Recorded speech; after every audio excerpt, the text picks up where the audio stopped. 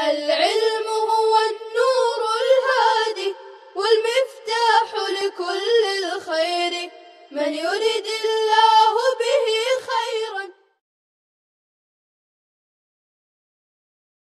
الحمد لله رب العالمين والصلاة والسلام على سيد الأنبياء والمرسلين وعلى آله وأصحابه أجمعين أما بعد. بسم الله الرحمن الرحيم. الربا محرم في كل مكيل أو موزون إذا بيع بجنسه متفاضلا فالعلة فيه الكيل مع الجنس أو الوزن مع الجنس. عزیز طلبہ، اس متن کے تحت کل 2 بحثیں ہیں۔ بحث اول عبارت کی وضاحت، بحث ثانی متن پر 5 جدید مسائل کا انطباق مع وجہ انطباق۔ عزیز طلبہ، اس متن کی مفصل تشریح و توضیح گزشتہ سبق میں کی جا چکی ہے۔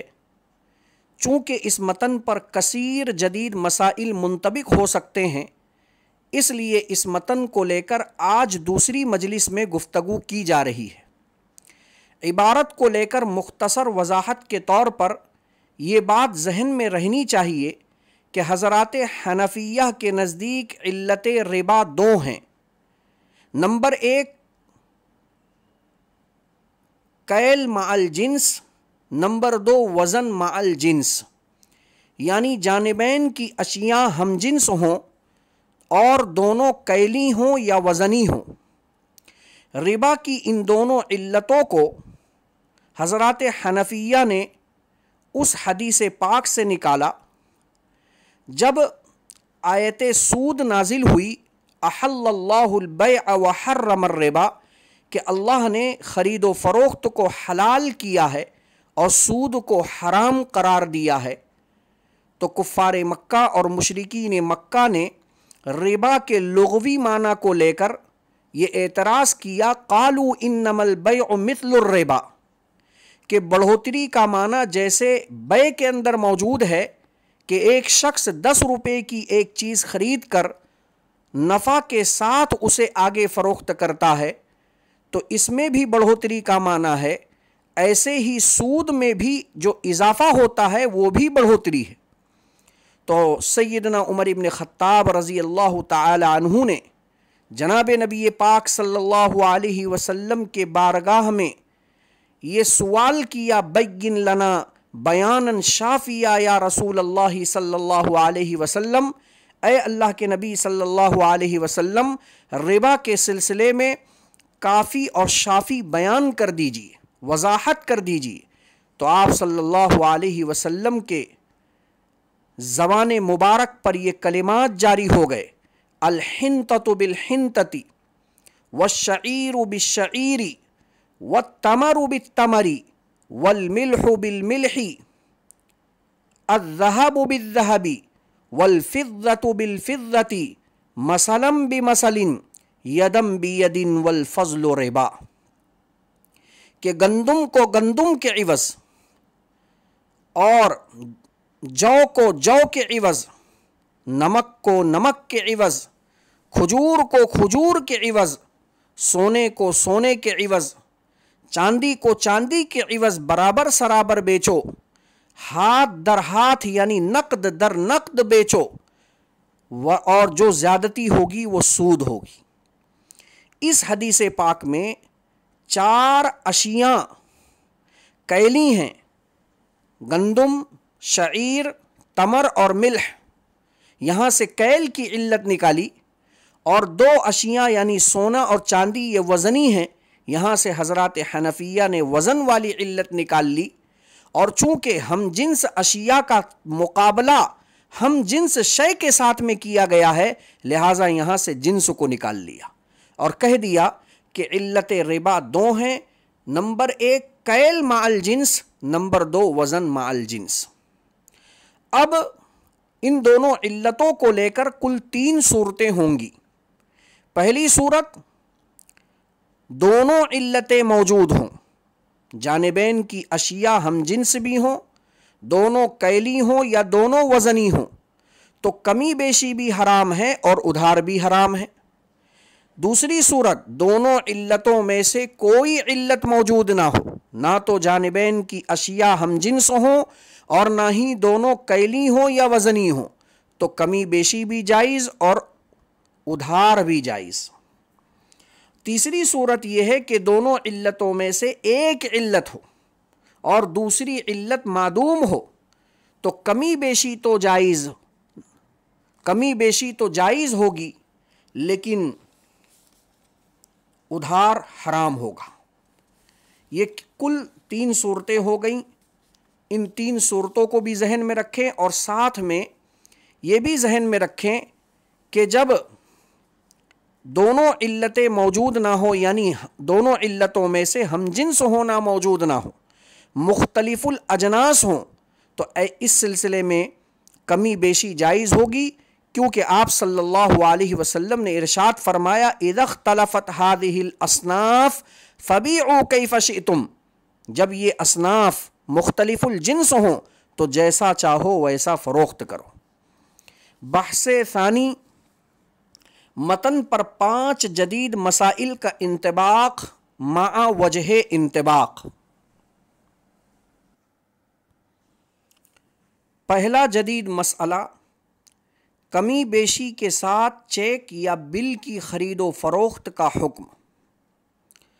آج کل گنے کی کٹائی کے موقع پر جب کاشتکار مل کو گنا دیتا ہے تو مل اس کا وزن کر کے کاشتکار کو ایک رسید دیتی ہے جسے سی پی آر کہا جاتا ہے۔ اس رسید پر گنے کی قیمت پرائز درج ہوتی ہے۔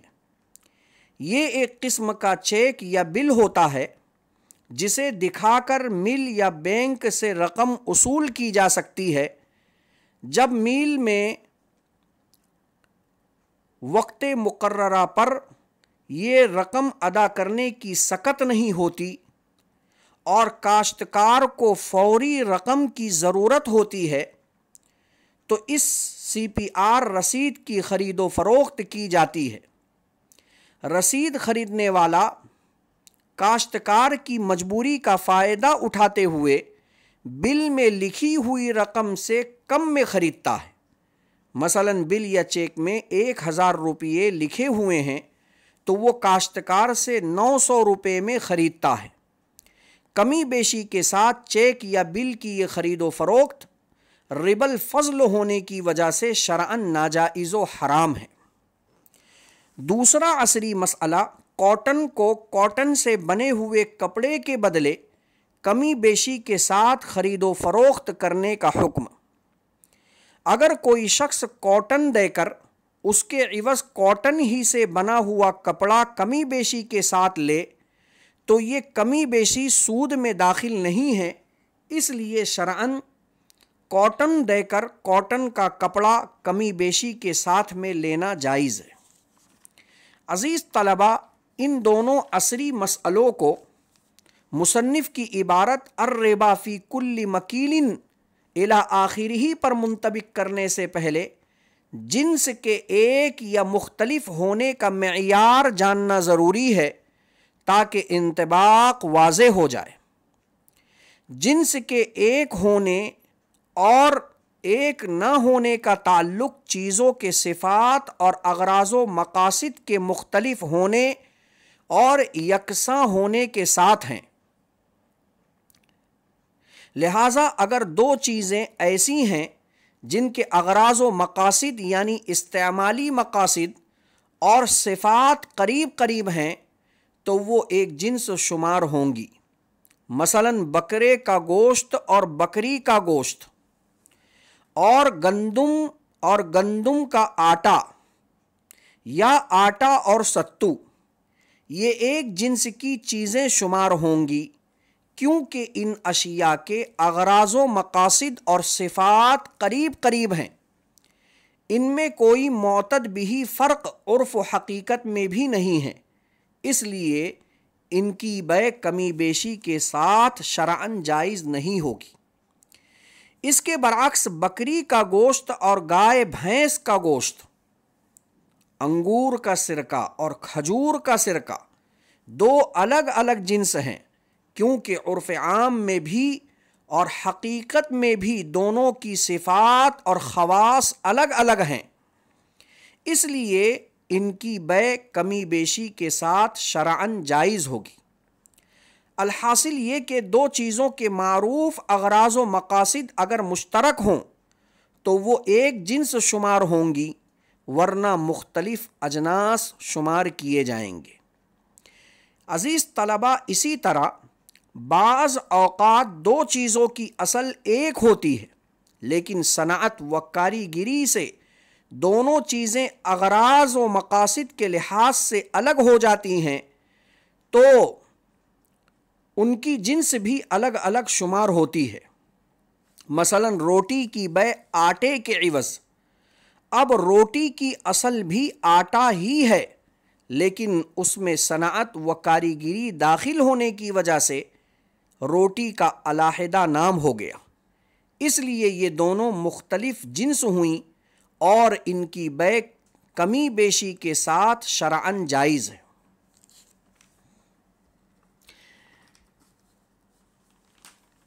بیان کردہ تفصیل کی روشنی میں یہ بات واضح ہو گئی کہ سی پی آر رسید یا چیک اور کرنسی نوٹ اغراض و مقاصد میں یکساں ہیں کہ دونوں کا مقصد ثمنیت ہے جو دونوں میں موجود ہے، اس لیے سی پی آر رسید یا چیک اور کرنسی جنس واحد شمار ہوں گے، اسی لیے اس میں کمی بیشی ربا الفضل کے تحت داخل ہونے کی وجہ سے ناجائز و حرام ہوگی۔ اور کاٹن سے بنا ہوا کپڑا اگرچہ اصل کے اعتبار سے ایک ہیں، لیکن کاٹن کے کپڑے میں کاریگری و صنعت کے پائے جانے کی وجہ سے دونوں چیزیں اغراض و مقاصد کے لحاظ سے الگ الگ شمار ہوتی ہیں، اس لیے دونوں مختلف الاجناس ہوئیں اور مختلف الاجناس شے میں کمی بیشی شرعاً جائز ہے، اس لیے کاٹن سے بنے ہوئے کپڑے کے عوض کمی بیشی کے ساتھ خرید و فروخت کرنا شرعاً جائز و درست ہوگا۔ تیسرا عصری مسئلہ، کمی بیشی کے ساتھ سونے کے زیور اور سونے کی بسکٹ کی خرید و فروخت۔ بعض دفعہ انسان سونے کے زیورات مثلاً سونے کا ہار فروخت کر کے خالص سونا خریدتا ہے، جس میں مشتری سونے کے ہار کی قیمت اس کے صنعت و کاریگری کی وجہ سے زیادہ لگاتا ہے، نتیجتاً سونے کے ہار کا سونا کم اور خالص سونا زیادہ ہوتا ہے۔ شرعاً اس طرح کمی بیشی کے ساتھ سونے کے ہار کے عوض خالص سونا خریدنا ربا الفضل کے تحت داخل ہے، اس لیے یہ صورت ناجائز و حرام ہے۔ عزیز طلبہ، اس عصری مسئلے کو مصنف علیہ الرحمہ کے متن پر منطبق کرنے سے پہلے یہاں صنعت سے جنس کے بدلنے یا نہ بدلنے سے متعلق ایک اصول کا جاننا ضروری ہے تاکہ انطباق بے غبار ہو جائے، اور وہ یہ ہے کہ صنعت و کاریگری کی وجہ سے اگر دو چیزوں کے درمیان اغراض و مقاصد بھی بدل جائیں تو وہ دونوں مختلف الجنس شمار ہوں گی، اور اگر صنعت و کاریگری کی وجہ سے اغراض و مقاصد نہ بدلیں تو وہ دونوں چیزیں متحد الجنس شمار ہوں گی۔ اغراض و مقاصد کے بدل جانے کی مثال روٹی اور آٹا ہے کہ روٹی میں صنعت و کاریگری کی وجہ سے اس کا مقصد آٹے سے مختلف ہے، اسی وجہ سے روٹی اور آٹا مختلف الجنس شمار ہوں گے۔ اغراض و مقاصد کے متحد ہونے کی مثال بعض اوقات دو چیزیں بظاہر الگ الگ جنس لگتی ہیں، لیکن حقیقی مقاصد ایک ہونے کی وجہ سے فقہی لحاظ سے وہ ایک ہی جنس شمار ہوتی ہیں۔ مثلا گندم اور گندم کا آٹا دونوں متحد الجنس ہیں، کیونکہ ان دونوں میں فرق صرف ظاہری شکل و صورت کا ہے، کیونکہ گندم کے دانوں کو باریک اجزاء میں توڑ کر آٹا بنایا جاتا ہے، باقی حقیقت اور صفات و مقاصد وہی رہتی ہیں جو گندم کی ہے، اس لیے گندم اور گندم کا آٹا متحد الجنس شمار ہوں گے۔ بیان کردہ تفصیل کی روشنی میں یہ بات واضح ہو گئی کہ سونے کا ہار اور خالص سونا بھی متحد الجنس ہیں، کیونکہ سونے کے ہار میں صنعت و کاریگری نے سونے کے ہار کے مقصد کو خالص سونے سے نہیں بدلا، بلکہ اب بھی دونوں کا مقصد ثمنیت ہے جو صنعت و کاریگری کے بعد بھی برقرار ہے، اور اصول ہے کہ اگر صنعت و کاریگری کے بعد اغراض و مقاصد میں تبدیلی نہ ہو تو وہ متحد الجنس شمار ہوں گے۔ اسی لیے سونے کے ہار کو خالص سونے کے عوض کمی بیشی کے ساتھ فروخت کرنا شرعاً جائز نہیں ہے۔ عزیز طلبہ، چوتھا عصری مسئلہ بینک ڈپوزٹس کے اقسام مع احکام۔ سب سے پہلے ہم بینک کی تعریف ذکر کرتے ہیں۔ لفظ بینک اٹلی زبان کے لفظ بینکو سے ماخوذ ہے، جس کا معنی اٹلی زبان میں ڈسک یا ٹیبل کے ہیں۔ چونکہ اس زمانے میں روپیے کے اس طرح کے کاروبار کرنے والے ٹیبل لگا کر بیٹھتے تھے، اس لیے اس کا نام بینک مشہور ہو گیا۔ کاروباری اصطلاح میں بینک ایسے تجارتی ادارے کا نام ہے جو لوگوں کی رقمیں اپنے پاس جمع کر کے تاجروں، صنعت کاروں اور دیگر ضرورت مند افراد کو قرض فراہم کرتا ہے۔ آج کل روایتی بینک ان قرضوں پر سود وصول کرتے ہیں اور اپنے امانت داروں کو کم شرح پر سود دیتے ہیں، اور سود کا درمیانی فرق بینک کا نفع ہوتا ہے۔ اب ہم چلتے ہیں کہ بینک ڈپازٹس کیا ہیں۔ بینک ڈپوزٹس، جس کو عربی میں الودائع المصرفیہ کہا جاتا ہے، اس سے مراد وہ رقم ہے جو کوئی شخص کسی مالیاتی ادارے میں بطور امانت رکھوائے، چاہے وہ کسی متعین وقت کے لیے رکھوائے یا آپس میں یہ معاہدہ ہو جائے کہ مالک اپنی کل یا بعض رقم جب چاہے گا بینک سے نکلوا لے گا۔ موجودہ بینکوں کے عرف میں بینک ڈپوزٹس کی 4 قسمیں ہیں۔ نمبر 1، کرنٹ اکاؤنٹ یعنی جاری کھاتہ۔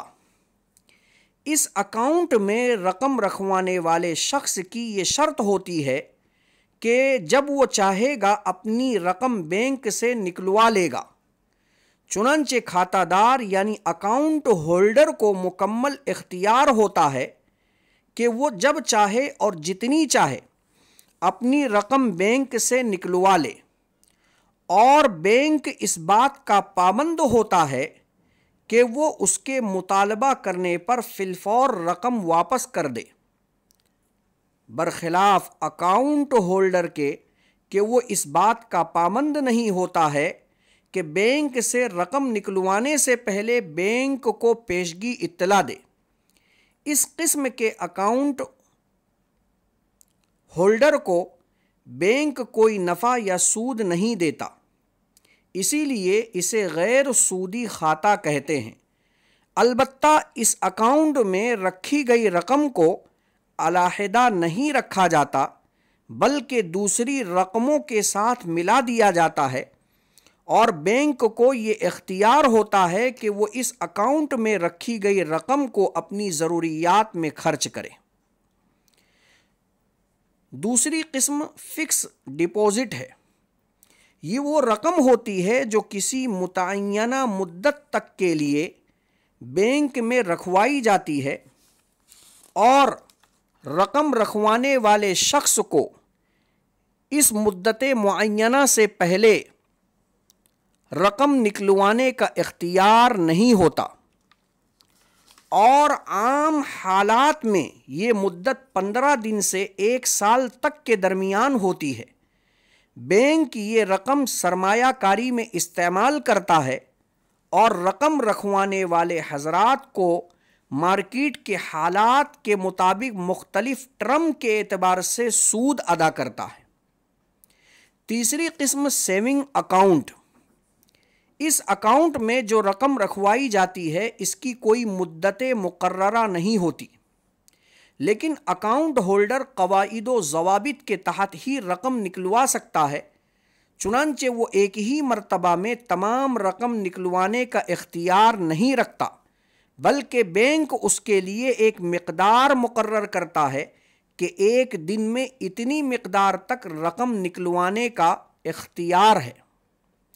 بعض اوقات بڑی رقم نکالنے کے لیے بینک کو پیشگی اطلاع دینی ضروری ہوتی ہے۔ اس اکاؤنٹ میں رکھی جانے والی رقم پر بینک کچھ منافع بھی دیتا ہے، البتہ فکس ڈپازٹ کے مقابلے میں اس کا نفع کم ہوتا ہے۔ چوتھی قسم لاکرز۔ اس کو عربی میں خزانات المقفولہ بند تجوری کہا جاتا ہے۔ اس کی صورت یہ ہوتی ہے کہ ایک شخص بینک کے اندر کسی مخصوص تجوری کو کرائے پر لیتا ہے اور اس تجوری میں وہ خود اپنی رقم رکھتا ہے۔ اس رقم سے بینک کا کوئی تعلق نہیں ہوتا، بلکہ بینک کے ملازمین کو یہ معلوم بھی نہیں ہوتا کہ اس نے تجوری کے اندر کیا رکھا ہے۔ عام طور پر لوگ اس تجوری میں سونا چاندی، قیمتی پتھر اور دستاویزات وغیرہ رکھتے ہیں۔ کرنٹ اکاؤنٹ میں رقم جمع کرانا شرعاً جائز نہیں ہے، کیونکہ اس میں اگرچہ سود لینے کا گناہ نہیں ہے مگر تعاون علی الاسم کا گناہ ضرور ہے۔ اسی طرح فکس ڈپازٹ اور سیونگ اکاؤنٹ، ان میں بھی رقم جمع کرانا شرعاً جائز نہیں ہے، کیونکہ اس میں رقوم جمع کروانے والوں کو بینک کی طرف سے سود ملتا ہے جو شرعاً حرام ہے۔ رہی بات لاکرز کی، تو شرعی اعتبار سے اس پر امانت کے احکام نافذ ہوں گے، اس لیے اس کو لینا جائز ہے۔ عزیز طلباء، اس عصری مسئلے کو مصنف رحمۃ اللہ علیہ کے متن پر منطبق کرنے کے لیے بینک ڈپازٹس میں جو رقومات جمع کروائی جاتی ہے ان کی فقہی حیثیت کا جاننا ضروری ہے۔ موجودہ دور کے علماء کی بڑی تعداد کا کہنا ہے کہ اس رقم کی حیثیت قرض کی ہے، اس لیے کہ عقد قرض میں دو باتوں کا پایا جانا ضروری ہے۔ نمبر ایک، ایک شخص دوسرے کو اپنا مال اس اجازت کے ساتھ دے کہ وہ جہاں چاہے اپنی ضروریات میں اس کو خرچ کرے، بشرطے کہ قرض دینے والا جب بھی اپنی رقم کی واپسی کا مطالبہ کرے گا تو قرض لینے والا اس مال کے مثل اس کو واپس کرے گا۔ نمبر دو، وہ مال قرض لینے والے پر مضمون ہوگا، یعنی اگر ضائع ہو جائے تب بھی اس کا مثل ادا کرنا قرض لینے والے پر لازم ہوگا۔ اور بینک میں رکھی جانے والی رقم اور بینک میں رکھی جانے والی ساری رقموں پر یہ دونوں باتیں پائی جاتی ہیں، یعنی کرنٹ اکاؤنٹ، سیونگ اکاؤنٹ اور فکس ڈپازٹس میں جو رقم رکھی جاتی ہے وہ بینک کے ذمے مضمون ہوتی ہے، کیونکہ جو لوگ بینکوں میں رقم رکھواتے ہیں وہ کبھی بھی یہ نہیں چاہیں گے کہ ہماری رقم پر بینک کا قبضہ امانت ہو، بلکہ وہ تو یہ چاہتے ہیں کہ یہ رقم بینک کے ذمے مضمون ہو، کیونکہ قبضہ امانت کا حکم یہ ہے کہ وہ امانت رکھنے والے بینک کے ہاتھ میں مضمون یعنی قابل تاوان نہیں ہوتی، یعنی اگر بینک کے قبضے میں بلا تعدی و زیادتی ہلاک ہو جائے تو بینک ضامن نہیں ہوگا۔ اس سے معلوم ہوا کہ اس مانع زمان کی وجہ سے وہ رقم امانت ہونے کی حیثیت سے نکل گئی۔ ذکر کردہ تفصیل کی روشنی میں جب یہ بات ثابت ہو گئی کہ بینک ڈپازٹس میں جمع کی ہوئی رقمیں قرض کی حیثیت رکھتی ہیں تو اب حکم لگانا آسان ہو گیا۔ وہ اس طرح کے فکس ڈپازٹ اور سیونگ اکاؤنٹ میں رقم جمع کرانا جائز نہیں ہوگا، کیونکہ ان دونوں اکاؤنٹ میں بینک اکاؤنٹ ہولڈر کو اس کی جمع کی ہوئی رقم پر فیصد کے اعتبار سے سود دیتا ہے، جو قرض پر نفع اٹھانا ہے، اور قرض پر نفع حاصل کرنا سود ہے جو ربا نسیئہ ہے۔ رہی بات کرنٹ اکاؤنٹ کی، تو چونکہ اس میں جمع کی ہوئی رقم پر بینک کوئی نفع یعنی سود نہیں دیتا، اس لیے اس میں سود لینے کا گناہ تو نہیں ہے، مگر تعاون علی الاثم کا گناہ ضرور ہے۔ اسی لیے بلا ضرورت شدیدہ اس اکاؤنٹ میں بھی اپنا پیسہ جمع نہ کریں۔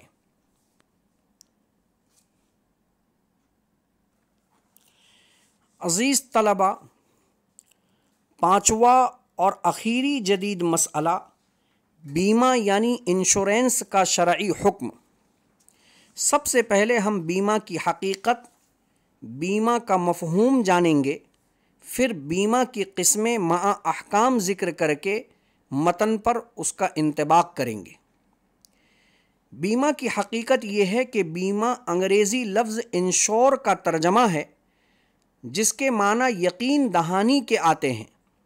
عربی زبان میں بیمہ کے لیے تامین کا لفظ استعمال کیا جاتا ہے، چونکہ بیمہ کے ذریعے انسان اپنے آپ کو مستقبل کے بعض خطرات و حوادث اور نقصانات سے مامون و محفوظ کر لیتا ہے، اس لیے اسے تامین کہتے ہیں۔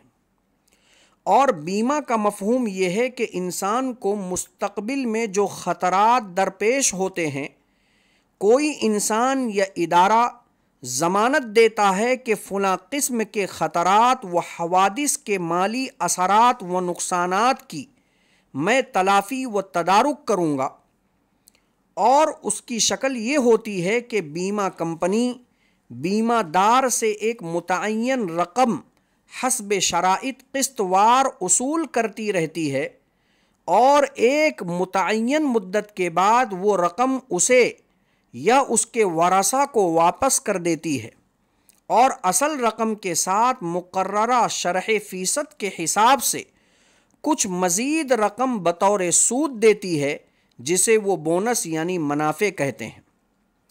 بیمہ کی قسمیں، بیمہ کی کل 3 قسمیں ہیں۔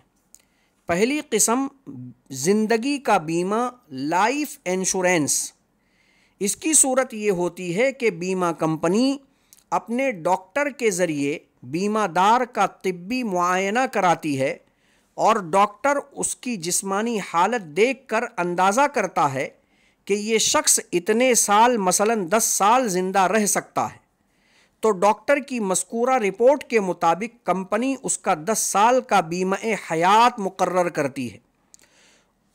اس کے بعد بیمہ کمپنی اور بیمہ دار کے مابین ایک رقم مقرر ہوتی ہے، جو بیمہ دار کمپنی کو قسط وار ادا کرتا ہے۔ مثلاً ہر ماہ 100 روپے قسط متعین و مقرر ہے، تو سالانہ 1200 روپے ہو گئے، اور 10 سال میں 12,000 روپے جمع ہو گئے۔ اب اگر مدت مذکورہ سے پہلے بیمہ دار کا انتقال ہو گیا، خواہ طبی موت سے ہو یا کسی حادثے وغیرہ سے ہو، تو بیمہ کمپنی اصل رقم اس کے ورثاء کو حسب شرائط کچھ زائد رقم کے ساتھ واپس کرے گی، اور اگر مدت مذکورہ کے بعد انتقال ہو تو اصل رقم مع سود ورثاء کو واپس دے گی۔ البتہ پہلی صورت میں شرح منافع زیادہ ہوتے ہیں، اور دوسری صورت میں شرح منافع کم ہوتا ہے۔ دوسری قسم اشیاء و املاک کا بیمہ، گڈ انشورنس۔ اس کی صورت یہ ہوتی ہے کہ اگر کوئی شخص کسی سامان مثلاً گاڑی، عمارت، بحری جہاز وغیرہ کا بیمہ کروانا چاہتا ہے، تو وہ متعین شرح سے بیمہ کمپنی کو فیس ادا کرتا ہے، جس کو پریمیم کہتے ہیں، اور اس سامان کو حادثہ لاحق ہونے کی صورت میں کمپنی اس کی مالی تلافی و تدارک کرتی ہے۔ کبھی یہ تلافی جمع کردہ رقم سے زائد ہوتی ہے، اور اگر اس سامان کو کوئی حادثہ لاحق نہ ہوا ہو تو ایسی صورت میں بیمہ دار نے جو پریمیم کے نام سے رقم ادا کی ہے وہ واپس نہیں ملتی ہے۔ تیسری اور آخری قسم بیمہ کی تھرڈ پارٹی انشورنس ہے۔ اس کی صورت یہ ہوتی ہے کہ بیمہ دار بیمہ کمپنی کو قسط وار رقم ادا کرتا ہے، اور دونوں کے مابین یہ معاہدہ طے پاتا ہے کہ اگر بیمہ دار کی ذات یا گاڑی وغیرہ سے کسی دوسرے کو نقصان پہنچے اور اس کا تاوان بیمہ دار کے ذمے لازم ہو تو کمپنی اس تاوان کو ادا کرے گی۔ ان تینوں قسموں کو کمرشل انشورنس کہتے ہیں۔ ان سب میں چونکہ سود، جوا، سٹہ بازی کا معنی پایا جاتا ہے، اس وجہ سے یہ تینوں صورتیں شرعاً ناجائز و حرام ہیں۔ عزیز طلبہ، اس عصری مسئلے کو متن پر منطبق کرنے سے پہلے سود کی تعریف کا جاننا ضروری ہے، اور شریعت کی اصطلاح میں سود کی تعریف یہ ہے کہ لین دین کرتے وقت زائد مال کو سود کہتے ہیں جو کسی ایک فریق کو بطور شرط بلا معاوضہ حاصل ہو۔